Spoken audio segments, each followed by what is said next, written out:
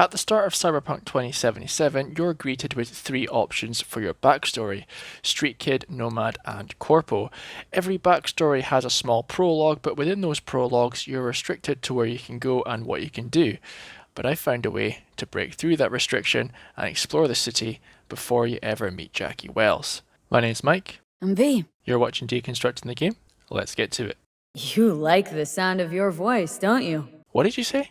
Nothing.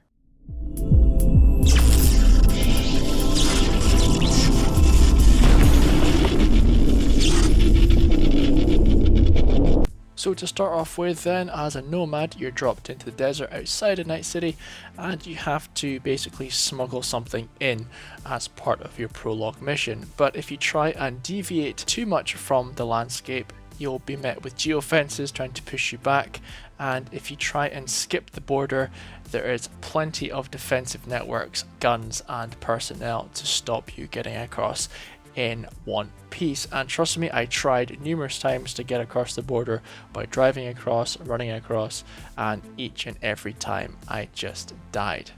You said you were sure. Yeah, sorry V, I forgot about that. It's been a while since we did our last border crossing video. Right. You forgot.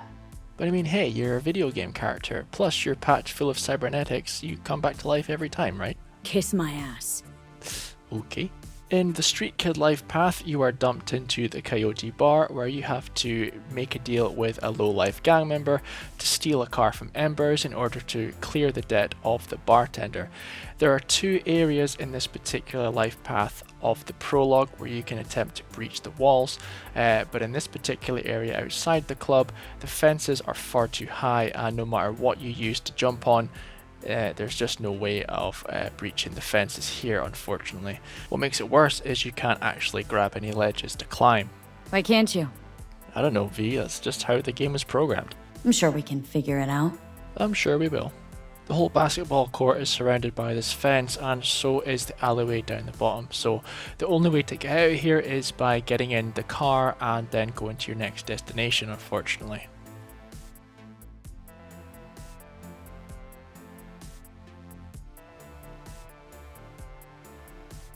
In fact, the gates only really open when you jump into Padre's car and then try and start your quest line to progress to the second area outside Embers, and that's when the game does a dirty on you and drops you into another confined space, of which I tried to escape from as well, and unfortunately, from what I can find, there is no way of getting out of here as well. I thought the game dumped you in the open, but unfortunately I was wrong and it's a confined space. There are plenty of things to jump on here and try to get across to other locations and ledges, but there's some weird textures that kind of push you off. You can't climb on the air vents or progress any further than here, and I did try for a long time, so this is a no-go.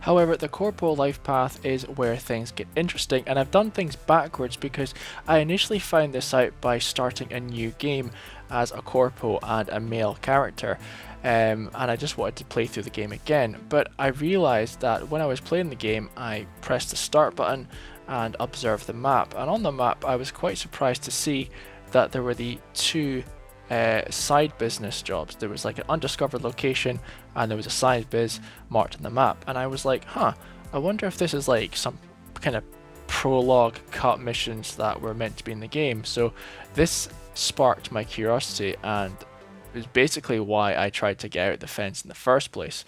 And from this location on the basketball court, you can get out, you can breach the fence, and it is a little bit tricky, but it is doable if you try and you're good with your navigation and climbing skills. I think I must have tried this for about 35 to 40 minutes before I actually nailed it, and it wasn't graceful, but I did it in the end. Ah, perfect. It worked. That's what matters. That's true. You can see the invisible wall there stopping you from getting down, but I think the developers must have thought you couldn't possibly get on this roof, and they left out the big open gap at the front of Lizzie's bar. And there we go, we are out, we are free in the prologue version of the map of Night City, and the first thing I did was try to discover what these markers were. It's worth noting that in this version of the game, jacking cars is a big no-no, and you can only get in vehicles that are unattended and already open, mainly gang cars and kind of utility vehicles that are just sitting around unlocked. But the first question mark on the map is actually a side job for Wakako, and it's related to the quest line Olive Branch, and it's a pretty easy mission to complete in the game, but unfortunately it's not available just yet, which is basically a guy stuck in a boot of a car, and you can choose to well, I won't have it give any spoilers. So after discovering that, I went down to the side biz job, and this is a location where you will find one of the cyber psychos, and there's nobody here, there's nothing to pick up.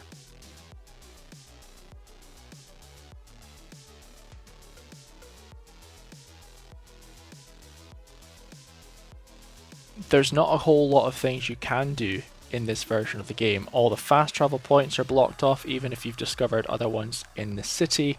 You can't jack cars, you can't even open up cars that are parked up. They have to be a specific type of vehicle, unopened.